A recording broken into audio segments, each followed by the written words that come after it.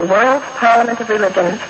Ladies and gentlemen, welcome to the afternoon session of the opening day today, the 11th of September, 1893. Sisters and brothers of America,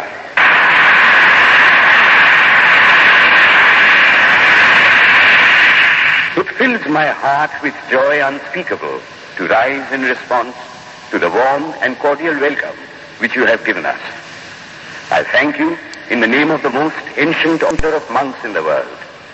I thank you in the name of the mother of religions. And I thank you in the name of the millions and millions of Hindu people of all classes and sects.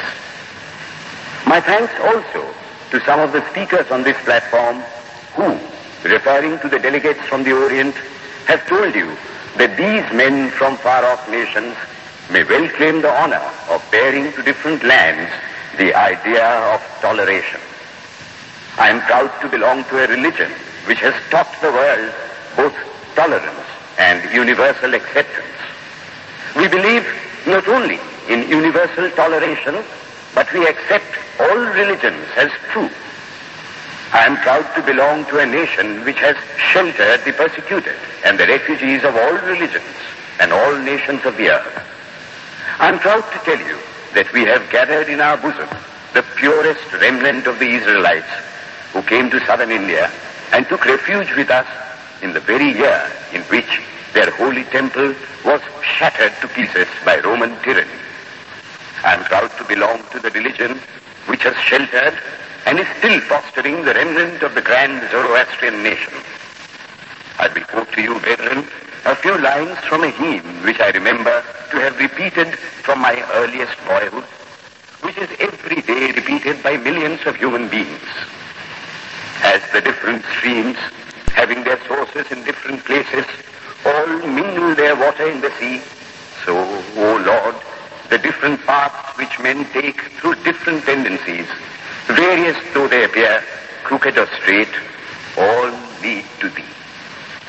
The present convention, which is one of the most august assemblies ever held, is in itself a vindication, a declaration to the world of the wonderful doctrine preached in the Gita. Whosoever comes to me, through whatsoever form, I reach him. All men are struggling through paths which in the end lead to me. Sectarianism, bigotry, and its horrible descendant, fanaticism, have long possessed this beautiful earth. They have filled the earth with violence, drenched it often and often with human blood, destroyed civilization, and sent whole nations to despair. If it not been for these horrible demons, human society would be far more advanced than it is now. But their time is come, and I fervently hope that the bell that tolled this morning in honor of this convention may be the death knell of all fanaticism, of all persecutions with the sword or with the pen, and of all uncharitable feelings between persons wending their way to the same goal.